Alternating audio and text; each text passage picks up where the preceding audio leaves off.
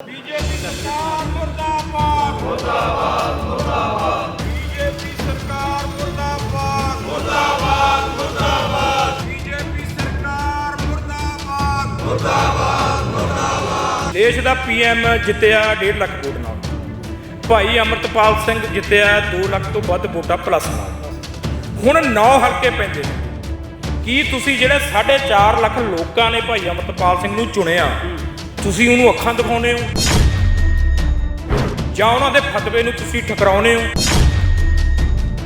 ਇੱਕ ਸਿੱਖ ਕੌਮ ਨੂੰ ਜਲੀਲ ਕਰਨਾ ਜਿਸ ਤਰੀਕੇ ਨਾਲ ਭਾਰਤ ਸਰਕਾਰ ਨੇ ਸਹੁੰ ਚੁਕਾਈ, ਮੈਂ ਕਹਿੰਦਾ 1.5 ਲੱਖ ਜਿੱਤਣੇ ਵਾਲਾ ਪੀਐਮ ਬਣ ਗਿਆ। ਠੀਕ ਆ ਜੀ, ਬਣ ਗਿਆ, ਪਰ ਪਹਿਲਾਂ ਤਾਂ ਐਮਪੀ ਚੁਣ ਕੇ ਆਇਆ ਨਾ। ਤੇ ਭਾਈ ਅਮਰਤਪਾਲ ਸਿੰਘ ਦਾ ਮੈਂ ਸਪੋਰਟਰ ਨਹੀਂ ਹੈ, ਪਰ ਅਸੀਂ ਹਰ ਇੱਕ ਗੱਲ ਸੱਚ ਤੇ ਪਹਿਰਾ ਦੇਵਾਂਗੇ, ਹਰ ਇੱਕ ਗੱਲ ਤੇ ਡਟ ਕੇ। ਕੋਈ ਵੀ ਐਮਪੀ ਮਿਲੇ ਸਾਡਾ ਪੰਜਾਬ ਦਾ, ਉਹਨੂੰ ਠੋਕ ਕੇ ਰੱਖਾਂਗੇ ਵੀ ਦਿੱਲੀ ਦੇ ਵਿੱਚ ਕਿਉਂ ਨਹੀਂ ਗੱਲ ਰੱਖਦੇ ਹੈਗੇ ਆ। ਸਾਡੇ ਕੋਲ ਦਿੱਲੀ ਜਾਂਦਾ ਹੁੰਦਾ ਸੀਗਾ ਜਿਹਨੂੰ ਮੰਤਰੀ ਬਾਜੇ ਕੇ ਕਹਿੰਦੇ ਆ। ਜੇ ਉਹ ਤੋਂ ਖਤਰਾ ਨਾ, ਫਿਰ ਸਾਡੇ ਤੋਂ ਬਹੁਤ ਖਤਰਾ ਹੋਊਗਾ ਦੇਸ਼ ਨੂੰ। ਜੇ ਉਹੋ ਜਿਹੇ ਬੰਦੇ ਤੋਂ ਵੀ ਖਤਰਾ। ਇੱਕ ਸੋਸ਼ਲ ਮੀਡੀਆ ਚਲਾਉਂਦਾ ਸੀਗਾ ਯਾਰ, ਕਿੰਨਾ ਕੁ ਗ੍ਰੈਜੂਏਟਡ ਹੈਗਾ, ਕਿੰਨਾ ਕੁ ਖਤਰਾ ਹੈਗਾ, ਕਿਤੇ ਗੋਲਾ ਨਹੀਂ ਗਿਰਿਆ, ਕਿਤੇ ਬੰਬ ਨਹੀਂ ਸੁੱਟਿਆ। ਗੁਰਿੰਦਰ ਸਿੰਘ ਭੰਗੂ ਮੇਰੇ ਨਾਲ ਨੇ। ਭੰਗੂ ਸਾਹਿਬ, ਸਭ ਤੋਂ ਪਹਿਲਾਂ ਵੱਡਾ ਸਵਾਲ ਹੈ, ਕਿਵੇਂ ਦੇਖਦੇ ਹੋ ਜੀ ਜਿਹੜੀ ਚੀਜ਼ ਦੇ ਮੱਦੇ ਨਜ਼ਰ ਤੁਸੀਂ ਮੁੱਖ ਡਿਮਾਂਡਸ ਰੱਖ ਕੇ ਸੰਸਦ ਮੈਂਬਰ ਦੇ ਸਾਹਮਣੇ ਅਵਾਰਡ ਬੁਲੰਦ ਕਰਨ ਦੀ ਗੱਲ ਕੀਤੀ ਹੈ? ਲੱਗਦਾ ਕਿ ਬੂਰ ਪਵੇਗਾ ਇਹਨਾਂ ਚੀਜ਼ਾਂ ਨੂੰ? ਦੇਖੋ, ਅਸੀਂ ਜਿਹੜੀ ਆਪਣੀ ਜ਼ਿੰਮੇਵਾਰੀ ਹੈਗੀ ਆ, ਜਿਵੇਂ ਤੁਹਾਨੂੰ ਮੈਂ ਪਹਿਲਾਂ ਲੈ ਦੇਵਾਂ ਵੀ ਭਾਜਪਾ ਦੇ 240 ਐਮਪੀਆਂ ਨੂੰ ਛੱਡ ਕੇ ਪੂਰੇ ਭਾਰਤ ਦੇ ਵਿੱਚ 303 ਐਮਪੀ ਬਚਦੇ ਨੇ ਪਾਰਲੀਮੈਂਟ ਮੈਂਬਰ। ਜਿਹੜੀ ਵੀ ਭਾਸ਼ਾ ਜਿਹੜੀ ਸਟੇਟ 'ਚ ਹੈਗੀ ਆ, ਅਸੀਂ 4 ਦਿਨ ਪਹਿਲਾਂ ਉਹ ਮੰਗ ਪੱਤਰ ਤਿਆਰ ਕਰਾ ਲਏ ਸੀ, ਸਾਰਿਆਂ ਨੂੰ ਭੇਜ ਤੇ ਸਾਰੀਆਂ ਡਿਊਟੀਆਂ ਲੱਗ ਗਈਆਂ ਸੀ, ਔਰ ਟਾਈਮ ਸੀਗਾ 11 ਤੋਂ 1 ਵਜੇ ਪੂਰੇ ਭਾਰਤ ਦਾ। ਔਰ ਮੈਂ ਸਮਝਦਾ ਅਸੀਂ ਆਪਣੀ ਡਿਊਟੀ 100% ਨਿਭਾਉਂਦੇ ਆ। ਅੱਗੇ ਦੇਖਣਾ ਹੈ, ਮਾਲਵਿੰਦਰ ਕੰਗ ਕੋਲ ਆਏ ਆ, ਉਹਨਾਂ ਨੂੰ ਇਹ ਵੀ ਕਿਹਾ ਵੀ ਤੁਸੀਂ ਜਿੱਥੋਂ ਬਣੇ ਹੋ, ਗੁਰੂ ਸਾਹਿਬ ਨੇ ਉੱਥੋਂ ਖਾਲਸੇ ਦੀ ਸਾਜਨਾ ਕੀਤੀ, ਬਹੁਤ ਵੱਡੀ ਗੱਲ ਆ ਸ੍ਰੀ ਅਨੰਦਪੁਰ ਸਾਹਿਬ ਤੋਂ ਐਮਪੀ ਬਣਨਾ। ਇਹ ਹੁਣ ਉਹਨਾਂ ਨੇ ਦੇਖਣਾ ਹੈਗਾ ਵੀ ਜੋ ਪੰਜਾਬ ਦੇ, ਦੇਖੋ ਕੋਈ ਐਮਐਲਏ ਚੁਣ ਹੁੰਦਾ, ਕੋਈ ਐਮਪੀ ਚੁਣ ਹੁੰਦਾ, ਉਹ ਕਿੰਨੀ ਕੁ ਜ਼ਿੰਮੇਵਾਰੀ ਨਿਭਾਉਣੇ ਆ।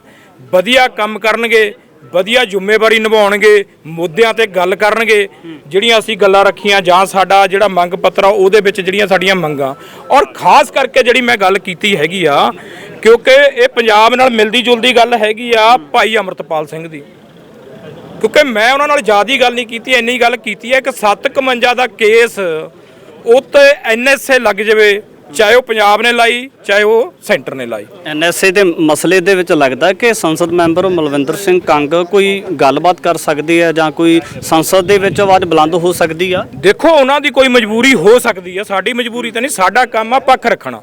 ਦੇਖੋ, ਪੀਐਮ, ਦੇਸ਼ ਦਾ ਪੀਐਮ ਜਿੱਤਿਆ 1.5 ਲੱਖ ਵੋਟ ਨਾਲ। ਭਾਈ ਅਮਰਤਪਾਲ ਸਿੰਘ ਜਿੱਤਿਆ 2 ਲੱਖ ਤੋਂ ਵੱਧ ਵੋਟਾਂ ਪਲੱਸ ਨਾਲ। ਹੁਣ 9 ਹਲਕੇ ਪੈਂਦੇ ਨੇ।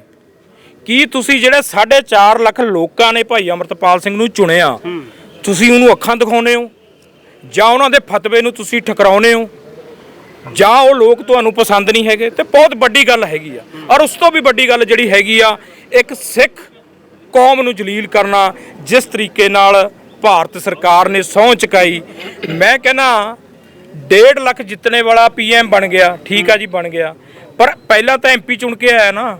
ਤੇ ਭਾਈ ਅਮਰਤਪਾਲ ਸਿੰਘ ਦਾ ਮੈਂ ਸਪੋਰਟਰ ਨਹੀਂ ਹੈ, ਪਰ ਅਸੀਂ ਹਰ ਇੱਕ ਗੱਲ ਸੱਚ ਤੇ ਪਹਿਰਾ ਦੇਵਾਂਗੇ, ਹਰ ਇੱਕ ਗੱਲ ਤੇ ਡਟ ਕੇ। ਸਾਡਾ ਕੰਮ ਹੈ, ਸਾਡੀ ਜਥੇਬੰਦੀ ਸ਼ੇਰੇ ਪੰਜਾਬ ਆ। ਇਹ ਮੈਂ ਮੋਰਚੇ ਵੱਲੋਂ ਨਹੀਂ ਕਰਦਾ, ਇਹ ਬਲਦੇਵ ਸਿੰਘ ਸਿਰਸਾ ਵੀ ਗੱਲ ਕਰ ਸਕਦੇ ਆ। ਕੱਲ ਨੂੰ ਕੋਈ ਮੋਰਚੇ, ਮੈਂ ਆਪ ਦੀ ਜਥੇਬੰਦੀ ਵੱਲੋਂ ਇਹ ਪੱਕ ਠੋਕ ਕੇ ਰੱਖਦਾ, ਅੱਜ ਵੀ ਰੱਖੂੰਗਾ, ਕੱਲ ਨੂੰ ਵੀ ਰੱਖੂੰਗਾ। ਗਾਂ ਐਮਪੀਆਂ ਨੇ, ਕੋਈ ਵੀ ਐਮਪੀ ਮਿਲੇ ਸਾਡਾ ਪੰਜਾਬ ਦਾ, ਉਹਨੂੰ ਠੋਕ ਕੇ ਰੱਖਾਂਗੇ ਵੀ ਦਿੱਲੀ ਦੇ ਵਿੱਚ ਕਿਉਂ ਨਹੀਂ ਗੱਲ ਰੱਖਦੇ ਹੈਗੇ ਆ। ਇੱਕ 751 ਦੇ ਕੇਸ ਤੇ ਐਨਐਸਏ ਲਾ ਕੇ ਯਾਰ, ਇੱਕ ਜੇ ਐਗਜ਼ਾਮਪਲ ਦੇ ਤੌਰ ਤੇ ਦਵਾਂ, ਸਾਡੇ ਕੋਲ ਦਿੱਲੀ ਜਾਂਦਾ ਹੁੰਦਾ ਸੀਗਾ ਜਿਹਨੂੰ ਮੰਤਰੀ ਬਾਜੇ ਕੇ ਕਹਿੰਦੇ ਆ। ਜੇ ਉਹ ਤੋਂ ਖਤਰਾ ਨਾ, ਫਿਰ ਸਾਡੇ ਤੋਂ ਬਹੁਤ ਖਤਰਾ ਹੋਊਗਾ ਦੇਸ਼ ਨੂੰ। ਜੇ ਉਹੋ ਜਿਹੇ ਬੰਦੇ ਤੋਂ ਵੀ ਖਤਰਾ। ਇੱਕ ਸੋਸ਼ਲ ਮੀਡੀਆ ਚਲਾਉਂਦਾ ਸੀਗਾ ਯਾਰ, ਕਿੰਨਾ ਕੁ ਗ੍ਰੈਜੂਏਟਡ ਹੈਗਾ, ਕਿੰਨਾ ਕੁ ਖਤਰਾ ਹੈਗਾ, ਕਿਤੇ ਗੋਲਾ ਨਹੀਂ ਗਿਰਿਆ, ਕਿਤੇ ਬੰਬ ਨਹੀਂ ਸੁੱਟਿਆ। ਤੁਹਾਡੀਆਂ ਜਥੇਬੰਦੀਆਂ ਦੇ ਵੱਲੋਂ ਖਾਸ ਕਰ ਸ਼ੁਭਕਰਨ ਸਿੰਘ ਨੌਜਵਾਨ, ਜਿਹੜਾ ਕੁਝ ਮਹੀਨੇ ਪਹਿਲਾਂ ਸ਼ੰਭੂ ਬੈਰੀਅਰ ਦੇ ਉੱਪਰ ਸ਼ਹੀਦ ਹੋ ਜਾਂਦਾ ਏ, ਉਹਦੇ ਮੱਥੇ ਦੇ ਵਿੱਚ ਗੋਲੀ ਲੱਗਦੀ ਹੈ ਤੇ ਇਸੇ ਨੂੰ ਲੈ ਕੇ ਖਾਸ ਕਰ ਮੁਆਵਜ਼ੇ ਦੀ ਗੱਲ ਕੀਤੀ ਜਾ ਰਹੀ ਹੈ, ਪਰਿਵਾਰ ਨੂੰ ਨੌਕਰੀ ਦੇਣ ਦੀ ਗੱਲ ਕੀਤੀ ਜਾ ਰਹੀ ਹੈ। ਇੱਕ ਸੰਘਰਸ਼ ਇਹ ਵੀ ਵਿੱਢਿਆ ਜਾ ਰਿਹਾ, ਫਿਰ ਇਹਨਾਂ ਚੀਜ਼ਾਂ ਦਾ ਜ਼ਿਕਰ ਵੀ ਕੀਤਾ ਗਿਆ ਜੀ।